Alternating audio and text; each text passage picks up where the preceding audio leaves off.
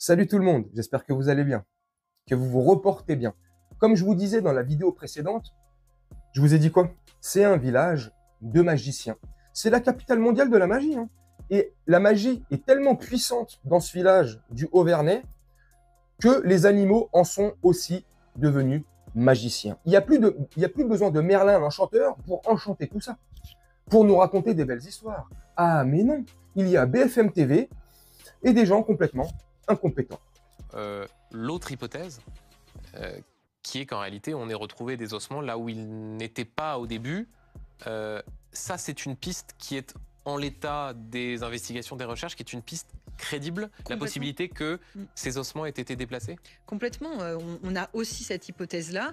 Rien n'indique pour l'instant que ces ossements étaient présents au moment des recherches. On peut très bien avoir quelqu'un qui les a amenés ou un animal. On parle d'ossements, donc c'est que il nous en manque.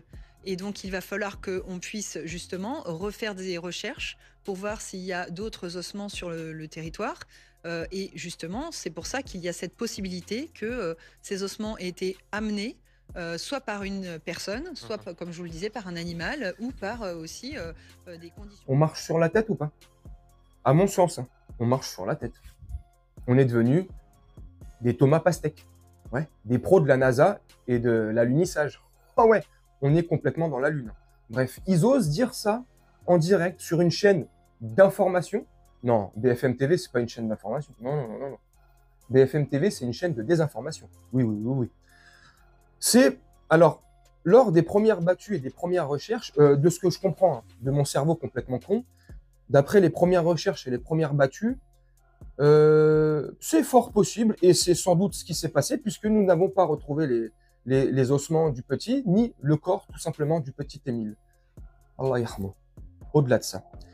Voilà, donc c'est possible. Voilà, les premières battues, les premières recherches, le corps n'était pas là. Tout simplement parce que le lapin de Pâques est venu redéposer, comme par magie, après la reconstitution, le corps du petit Émile, le jour de Pâques, bien sûr, parce que c'est le lapin de Pâques, et le lapin de Pâques est très, très gentil, très généreux. Soit c'est le lapin de Pâques, soit c'est un petit castor, une petite taupe, je sais pas. Un animal, en tout cas, très généreux. Franchement, on marche complètement sur la tête. Moi, d'après ce que je pense, moi, c'est mon ressenti, c'est ma façon de penser. Je dis pas que c'est le cas. Dites-moi en commentaire ce que vous ressentez, ce que vous pensez de ça. Moi, je pense qu'il y a eu un truc complètement machiavélique autour de tout ça, macabre, je sais pas, dans la intrafamiliale, tu vois, c'est dans la famille, tout ça. Faut pas arrêter de nous raconter des salades. Oui, on sait pas, un rapace, un aigle, un loup, un mulot, une souris, le lapin de Pâques. On sait pas tout ça. N'importe quoi. C'est certain, enfin, à mon sens, une fois de plus, je précise, pour moi, c'est dans la famille que ça s'est passé. Il s'est passé un truc chelou, une espèce de rite, aramatuel. Non, je déconne. Tu vois, t'as compris où je veux en venir? Je déconne, hein, je fais le con, mais c'est pour éviter de me faire démonétiser ou d'essayer de un peu détourner l'algorithme.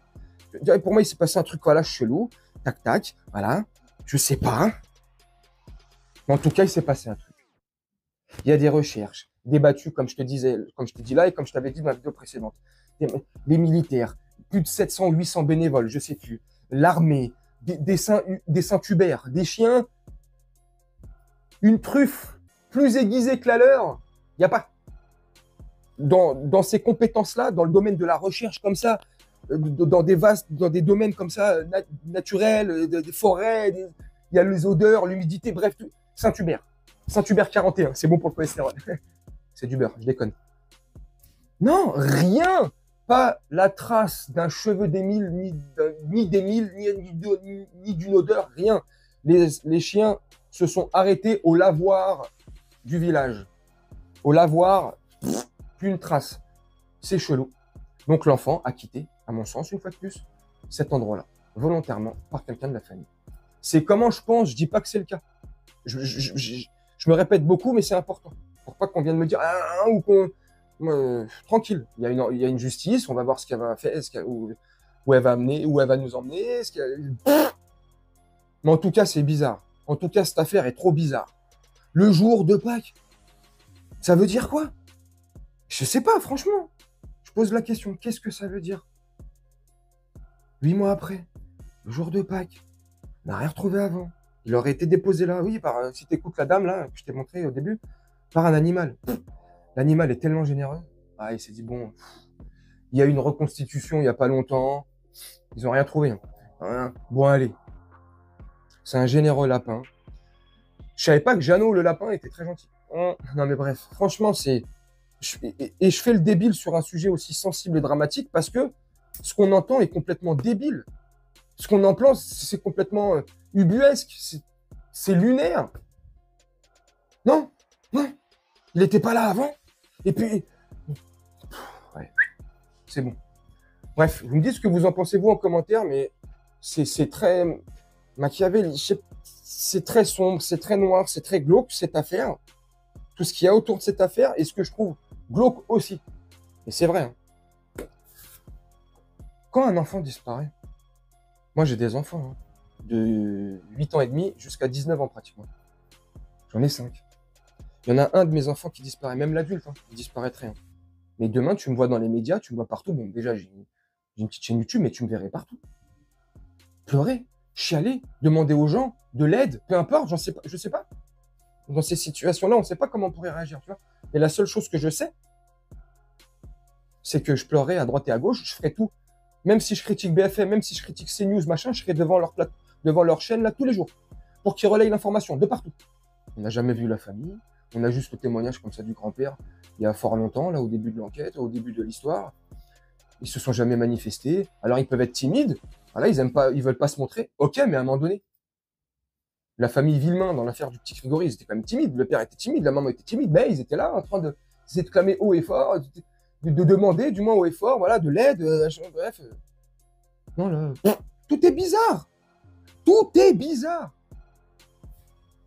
Et comme je te dis aussi, les chiens, ils perdent la trace au lavoir. Donc, c'est qu'il est monté dans un véhicule ou que, à partir de ce moment-là, cet endroit-là précis au lavoir, pouf, il s'est volatilisé. Donc, soit, ironiquement, je te le dis, hein, quand c'est la capitale de la magie, hein, j'espère que tu ne crois pas, hein, c'est de l'ironie, mais je vais commencer à y croire. Par l'opération du Saint-Esprit, il est réapparu, généreusement. Et en plus, on n'a qu'une partie du petit enfant, on a une partie des ossements du crâne, de la... En plus, il a été démembré. Oh mon Dieu. Oh. J'espère que justice sera faite sur Terre. J'espère que les personnes qui sont à l'origine et les auteurs de cette histoire macabre, de cet assassinat, j'espère qu'ils seront retrouvés, que ça ne va pas faire une affaire Grégory pendant des années, plus de 30 ans. Parce que là, franchement, je suis pas pour la peine de mort. Vous le savez, enfin, pour ceux qui le savent. Mais il y a des situations où tu me demanderais si je suis pour la peine de mort, la tête de ma mère, je tourne la tête. Hein. Mais il va se faire assassiner. J'ai rien entendu, frère. Ouais, vas-y, remets-moi une bière. Je bois pas d'alcool, hein, mais c'est pour imaginer. Pour des situations comme ça, oh, je serais pas regardant. Hein. C'est pas moi qui vais le tuer, hein, mais je serais pas regardant. Bon, à un moment donné, c'est des monstres, ces gens-là. On sait pas qui c'est, une fois de plus. Hein. Ce qui s'est passé réellement. Mais là, avec ce qu'on peut voir, là, ce qu'on peut entendre, machin, des ossements, des trucs, c'est macabre ce qui s'est passé.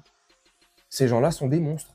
Ces gens-là, je suis désolé, hein, c'est peut-être cru et méchant ce que je vais dire, mais ne méritent pas de respirer notre air.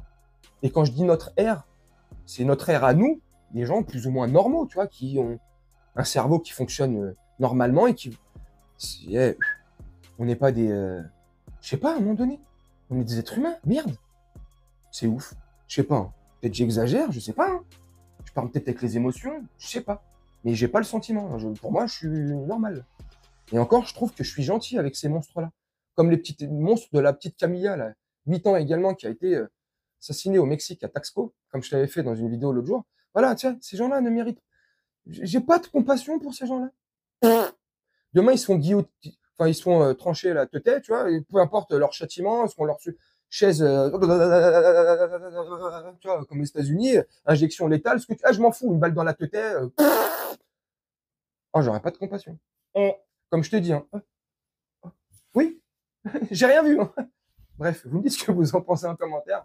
Moi, je vais vous laisser là-dessus et faire un petit montage tranquillement. Et on se retrouve bientôt pour une prochaine vidéo, pour une prochaine actu, peut-être pour un nouveau rebondissement dans l'affaire Émile. Je ne sais pas. En tout cas, je vous souhaite une très bonne journée, une très bonne soirée et une très bonne nuit. Et nous, on se dit à bientôt.